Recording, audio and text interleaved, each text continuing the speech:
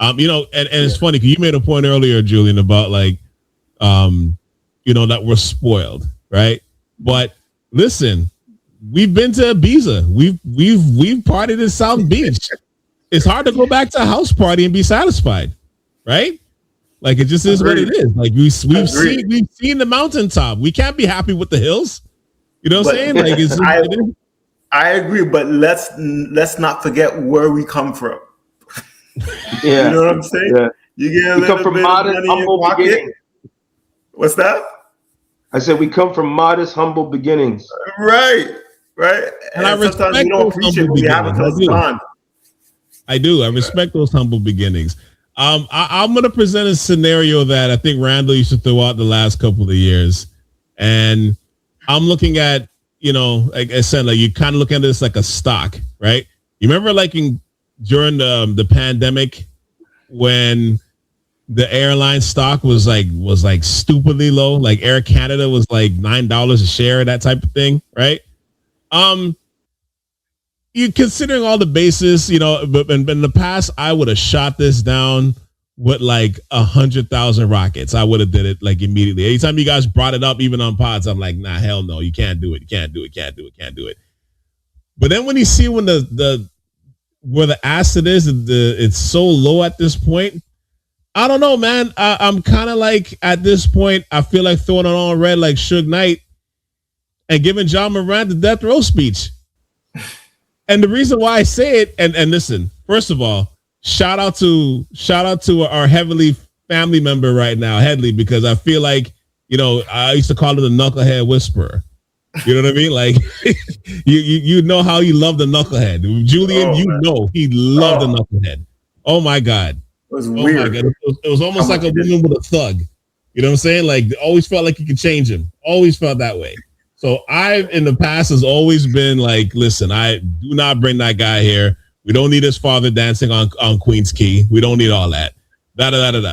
But the one thing I'll say, the only reason why I bring it up is because his stock has dropped so much that I feel like he's attainable. You're not giving up a ton for him. And he kind of slowly, because like, here's the thing, right? Like when I watch Ja play, right? I'm with you, Julian. I know you're making the faces. I'm with you in terms of like the knuckleheadedness, all this stuff. We know all that stuff. We don't have to rehash it all. I'm not gonna do the Stephen A. Smith where I just started ranking on the platitudes. I ain't gonna do all that. We all know what it is. All right. But it's like every time he does play, and you watch him, not this season, but every time you watch him play, I'm like, Jesus Christ, you forget how fucking good this guy is. You know what I mean? Like, you're just like, I know his shot has to improve and all those things or whatever, but I'm like, man, I'm like, yo, this guy he's such a good player. I don't know. See, I was like that too. I was the heavy Ja Morant whisperer trying to. I know. I was the one shooting you down. But and then I in the last, like after I made those bold statements, and many people watched those bold statements on your podcast. Tell me what are you thinking? Like, yo, I like what you said, but John, and I don't know, man, you don't know. And then I watched him. He's regressed a lot, and I don't know if it's because of injuries, but I think it's a combination of a lot. Yeah, I do too. I don't think it's really. I think it's more he doesn't like the coach. You know what I mean? Yeah. Most of the guys are gone. You know what I mean? I think the injuries I know the injuries that he quote unquote has. I'm not disputing it, but I don't think this is just injury driven. Like I feel like if he was like representative of a team, he'd be tanking. That's how I feel. Like, you know what I mean? I feel it's more other stuff than it's just injuries and whatever. Like, I feel like it's almost like in a way of like, I know he's saying he doesn't want to leave Memphis, but it's kind of like he wants to leave Memphis. He's saying it, but the actions are saying he wants to get out of here. He said himself he feels isolated from the team. Mm-hmm. Yeah. He said recently, I feel isolated from the team. Of course you're going to feel isolated from the damn team when you played 15 games in the last 2-3 years. He's not playing. And when he plays, he stinks. No, let's just be real, man. And I'm a Rent fan. Rent fan. Even with the shooting woes. I liked him, but he doesn't have the same burst. He doesn't have the IQ. He's not even rallying people around him. It's almost like he was better with Dylan Brooks. This is where I think he's more of a distressed asset than a broken down. Yeah, I do too. I'll tell you, see where I do. Who's gonna gobble him up is Miami. I call it. And then we're gonna have this conversation of, oh my God, yo, this guy's damn near an MVP, and blah blah blah blah blah blah blah blah. Right? It's environment. I think the right environment. Like, first of all, if you're gonna go after somebody like him, you have because of course you have to make the money match, and he's not making. There's this thing. He's not making super max money. He's making like 40 around that mark. He's making around 40 something mil a year, right? And I think if I look it up here, he's got let me see here, 2 years left on his contract. So at 42.2 and 44.8. It's right around where some of these guys that we have are. The thing is, though, it's the right environment because of course, like, you know, he has a history with Darko. I'm definitely getting a couple of vets in here. If I'm gonna make that move, you have to keep Garrett Temple, or you have to keep one of these vets to kind of keep him in. You have to have a vet. Because I think Memphis's biggest mistake in the past was they had no veterans. No veterans to rein anybody in. It was just the young guys, and that was it. You know what I mean? Dylan Brooks was, you know, like a shout out to you, Rand, for bigging him up earlier this year, but like he had a hard impact. But he's a young guy too. Like you need at least one vet that has his ear. You know what I mean? So to me, I'm just saying, because the asset is so low, and you're not giving up a ton for him. You know what I mean? This would like his ceiling is higher than anybody on the team. You know what I mean? Like it's a higher ceiling. Like what I talked about, that threshold of if you're gonna do, you know, you want to get close to being a champ, he will get you to 25 and 8 or 9. You know what I mean? Like he's that good. So to me, and again, it's saying a lot because, like I said, again, I am not a knucklehead whisperer. I'm not that guy. You know what I mean? But I'm just, again, I'm looking at the like, I mean, there was a point, I don't even, who knows how true this is, but there was a point in time where they were trying to, in terms of offloading Ja, they were trying to attach a pick to him. You know what I mean? Like that's how far the stock would have dropped. But I'm like, to me, if you're gonna flirt with a championship, like I don't like it's funny to say, as much as I love Giannis, and I love Giannis, year 14 with some of the injuries he's been having, I don't know if and you're gonna have to give up a lot for Giannis too. So I don't know if I would do that if I'm the Raptors. I wouldn't. I actually wouldn't. I would actually leave him alone. He's going into year 14. He's getting those lower leg injuries. The way he plays, he's at his ceiling, as great as, even though his ceiling is high. But I'm like, I don't know if I would give up, because you got to give up a lot for Giannis. I don't think you have to give up that much for Ja. You know what I mean? So I'm like, right environment, right coaching. The crowd is amazing. You don't have to put the father on this. You can put the father in the box suites. Don't put him courtside. Put him in the box seats. You know what I'm saying? But I'm like, I feel like with the asset being so low, and this is my reasoning. I'm like, I'm saying I would seriously take a look at it. Yeah, if you're not giving up a whole lot, of course, I think any team would take a look at it, and I think that's only makes sense. And you wouldn't be fresh start. You wouldn't be doing your due diligence if you were a GM. You're not going to look at it. So would you give up? Would you give up quickly, Barrett? Yes. Yes. Quickly and Barrett. Yeah. And would you give up RJ? Would you give up? You probably have to give up like RJ or maybe not Barrett, because you probably have to send somebody with Ja just for the money to match. Yeah, I mean, you would have to send, like, you have to match. I don't think the match. Yeah, you would have to give up a couple of future draft picks too, by the way, for sure. But I'm saying that the stock has dropped so far. But I'm like, again, 4 years ago, I mean, you saw where that team was. You know what I mean? Where they came close. They came closer to, you think, to knocking Golden State out on their way to the ring. Like when Golden State won the championship 2022, they were pretty close to taking them out. I think did Ja get hurt? Somebody got hurt. It might have been Ja that got hurt in that series, but they were like they were taking it. They were like here with Golden State. You know what I mean? Like his ceiling is, to me, I'm like, if he's engaged, fresh start, you know what I mean? Like a winning culture and atmosphere, great fans. We all know what this city has. If you want to throw the woman factor out there, you know the combination, the Russian and Dominican, you know, mix and this and Trini, and you know what I'm saying? Like there's so much to like. There's so much appeasing things you could throw here at him. So I'm like, to me, I'm like, I think you have to take a look at it. It would be the smart thing to do to at least take a look at it. I'll say this. Let me finish my point by saying this.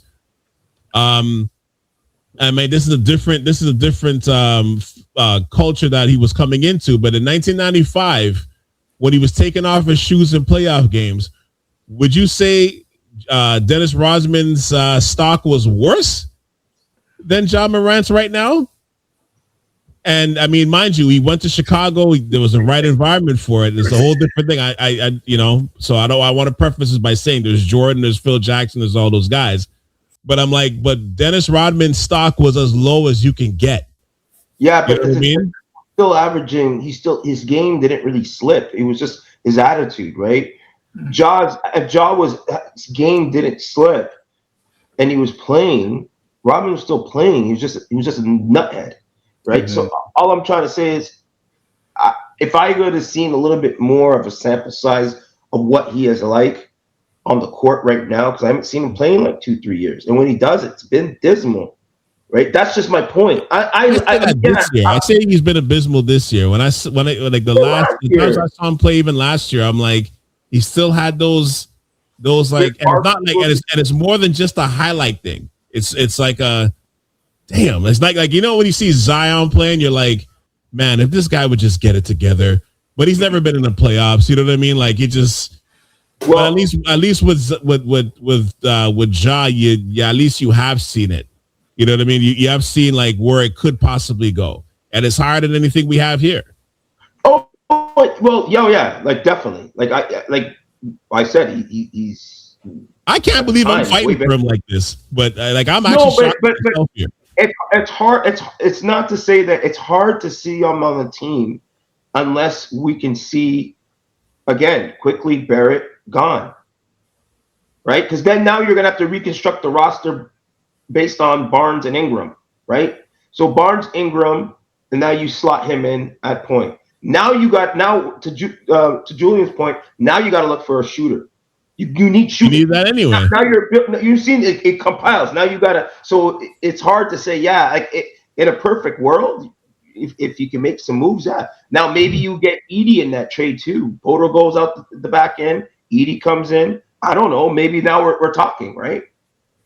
Yeah. Now you could sign up. You could sign a free agent, or you could make another trade to get a shooter. You know, I don't know who would fit that slot at the. It would have to be the 2.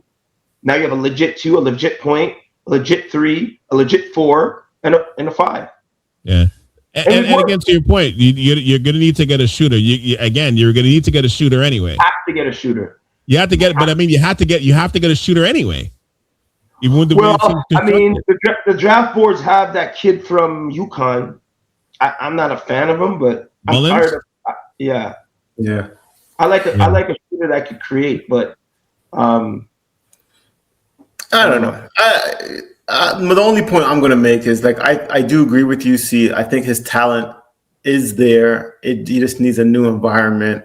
That's for one thing. But you never mentioned once about his person, like the attitude, the issues off the court. I know he's gotten worse, and he's actually going the other way with each year in the league. It should be like a Scotty, like kind of maturing. He's going the other way. And that's where I draw the line is like there's something fundamentally going wrong with him, with the guns he's not learning. He's not learning. So but if I'm the GM, right? If I'm the GM and the 3 of us are in a room right now and we have his name on the whiteboard and we're breaking this all down, we're like, okay, what can we do to raise his asset? This is like I said, this is not like like back in college, I used to have a lemon. Right? Like that car was broken down and it wasn't coming back. You know what I'm saying? Like I had a car that was broken down and it wasn't coming back. I don't feel like that's Ja. I feel like Ja's like I feel like Ja's like my aforementioned point before. I feel like Ja's like the Air Canada stock in 2021 or 2020. Yeah, but you're never mentioning about his mental health. Like you oh no, I'm not disputing that. Judy, again, I'm not disputing that. But that's what I'm saying. You have to consider that though. That's why it can't be the Air Canada stock, because it's like more like JetBlue stock, because he's fucked in the head.